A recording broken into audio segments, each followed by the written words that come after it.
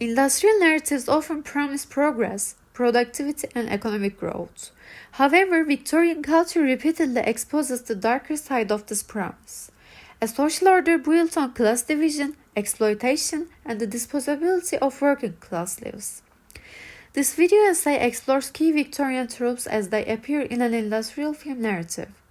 Rather than summarizing the story, I focus on how specific scenes reproduce long-standing tropes associated with industrial society, such as dehumanization, alienation, suppression of resistance, and death as a normalized outcome of labor.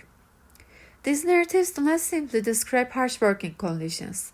They construct a worldview in which inequality is naturalized, obedience is rewarded, and suffering is rendered invisible. Victorian tropes function as a narrative tools that make exploitation appear normal rather than shocking. By recognizing these tropes, we can better understand how industrial systems justify violence without openly acknowledging it. This is why industrial stories often return to the same images. Exhausted bodies, silenced voices, and deaths are explained away rather than mourned.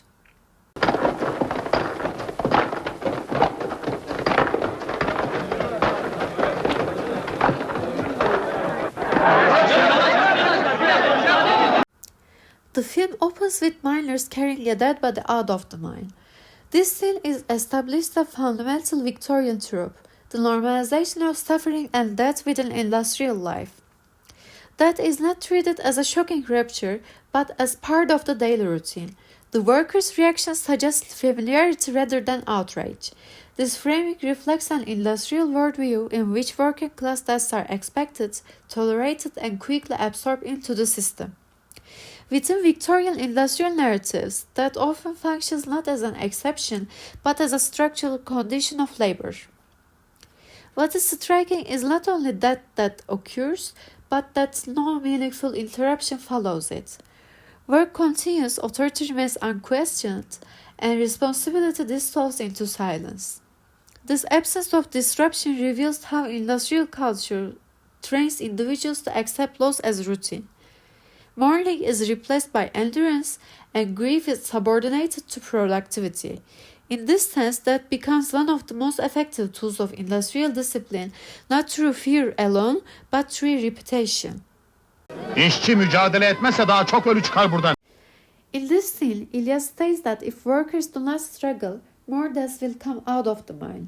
This moment articulates the Victorian trope of alienation with striking clarity. Workers are shown as disconnected not only from decision-making process, but from their own survival.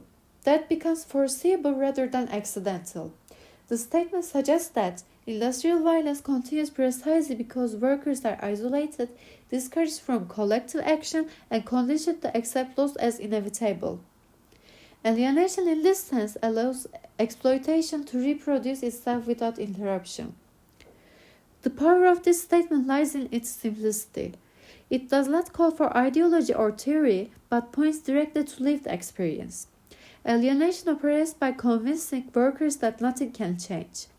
When struggle is abandoned, death is no longer perceived as preventable but as fate. Victorian industrial narratives repeatedly rely on this logic. Once workers stop imagining alternatives, the system no longer needs to justify itself. Burada cinayet işleniyor. Ocaklarda yeterli tedbir alınsa ölenlerimizin %90'ı kurtulurdu. Başımızdaki sahte sendikacılar toplu sözleşmelerde alınan göstermelik... Nereden öğrendin bu edebiyatı? Nereden öğrendin orospu çocuğu? Asıl orospu çocuğu işçiyi sizin gibi satanlardır. This union meeting scene exposes a central Victorian trope, the criminalization of resistance. When Ilyas declares that a crime is being committed, he refers to the betrayal of workers and the systemic conditions that place them in danger. However, his words are immediately ridiculed and violently rejected. Moral language is dismissed as empty rhetoric, and resistance is reframed as disorder. Instead of addressing injustice, the system redefines dissent as threat to stability. In Victorian industrial narratives, speaking out is often portrayed as more dangerous than exploitation itself. İlyas' death is officially presented as a workplace accident, yet the narrative context makes it clear that this death cannot be understood as random or unavoidable.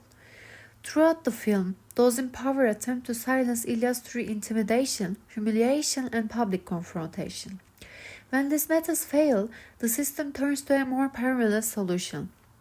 İlyas is deliberately sent back into the mine despite the known dangers. His death is therefore not simply the result of unsafe working conditions, but the outcome of a calculated decision. The mine becomes a controlled space in which resistance can be eliminated without accountability. This reflects a core Victorian truth: structural violence disguised as accident. Power does not need to openly execute dissenters. It only needs to place them back into a system designed to destroy them. By framing İlyas' death as an accident, the system protects itself while removing a threat. Death does function not only as a consequence of labor, but as a deliberate instrument of social control. The visual repetition between the film's opening death and İlyas' funeral reinforces the idea that workers are interchangeable and expendable. Through the scenes, the film reproduces key Victorian tropes that remain central to industrial storytelling: dehumanization, alienation, suppression of resistance, criminalization of dissent, and death as a normalized outcome of labor. These tropes persist because they reflect enduring structures of power. Industrial narratives continue to frame worker suffering as inevitable, resistance as dangerous, and death as an acceptable cost of progress. By revisiting these Victorian tropes in a modern context, the film reveals how deeply embedded these patterns remain in our cultural imagination.